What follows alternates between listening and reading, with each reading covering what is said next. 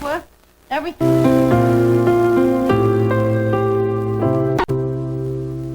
At times, they will be first native-born prime minister.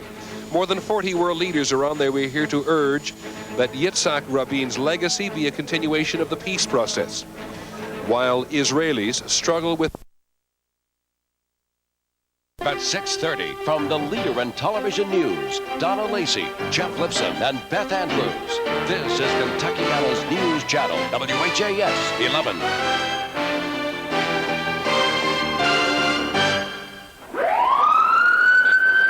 A warning siren to the Milner's last blast.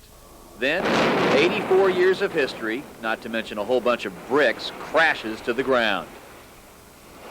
Demolition crews implode the Milner Hotel to make way for the expansion of the Commonwealth Convention Center. Good evening, I'm Jeff Lifson. And I'm Donna Lacy. See the building fall in just a moment, but first we want to talk about our falling temperatures, and Beth is in the weather lab. And Beth, some people even said they saw snow today. Tell me it ain't so.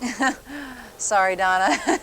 It is so. There were a few flurries around the area today. Nothing very much at all. In fact, looking at the radar, you can see a little area of sleet and light snow moving off into West Virginia. Now, what we had in the Louisville area did not even register on the radar. It was so light. It wasn't even as heavy as what you're looking at right now.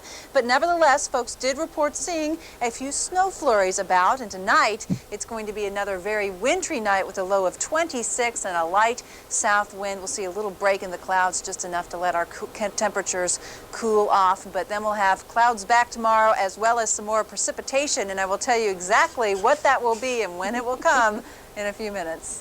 All right, Beth. See you a little later. Now, back to the Big Bang around 8 o'clock this morning. Maybe you heard it, maybe you felt it. We all paid for it, roughly $250,000 tax dollars. It's the third implosion downtown in the past several years. First, there was the Belknap, then the Commonwealth Building, now the Milner. Clear again. You'd figure after two other implosions, Louisville wouldn't care much about the third. Tell that to the folks perched on the Providian Tower, or to the crowds freezing on 2nd Street. Got 15 seconds, warm it up. And while you're at it, tell them it won't be long now. Hold it, we got people coming out again. Whoops, there's a slight delay at the Hyatt headquarters. The countdown is on hold. And then, hold on to something. 5, 4, 3, 2, 1, hit it. Fire!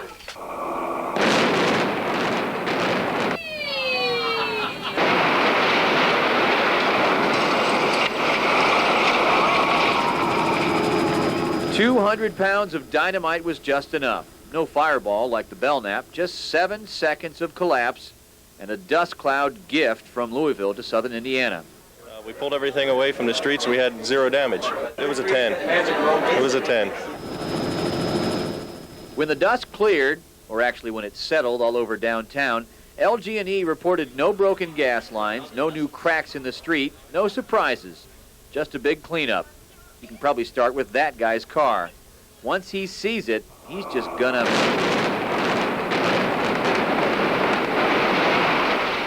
explode. Or blow his top, or something like that. Well, when the Milner came down, there were folks frozen in awe. And given the temperatures this morning, there were folks just plain frozen. That's right. Hundreds came out and lined the cordoned-off areas, getting as close as they could to the Milner's last blast. They were implosion junkies, many of the folks who came to downtown Louisville to have a blast. Here's the crowd at 2nd and Jefferson. The crowd 1 block up on Market. And the lucky folks in the warmth of the Hyatt. It's something you can't see every day.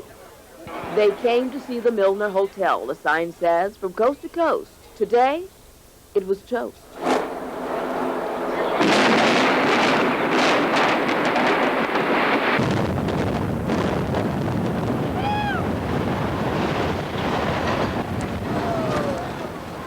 That was pretty neat.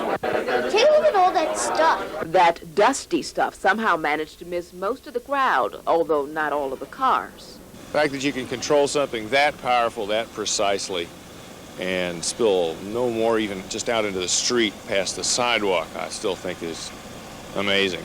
What's really amazing is instant replay, where the Milner can stand again and fall again. Hear the difference 8 seconds can make? will astonish forever.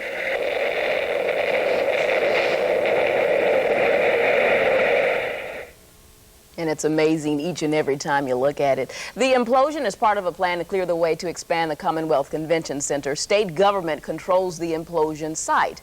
And the state spent, as Jeff said, $262,000 to level the Milner Hotel.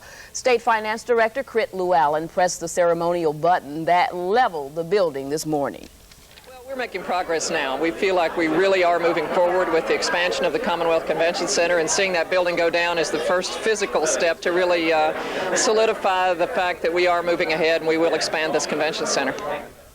Last Friday, a task force that Mayor Abramson put together finalized a plan to expand and elevate the new convention center, leaving 3rd Street open. Original plans called for closing 3rd. Speaking of the mayor, Jerry Abramson is headed to Jerusalem to attend the funeral of Prime Minister Yitzhak Rabin.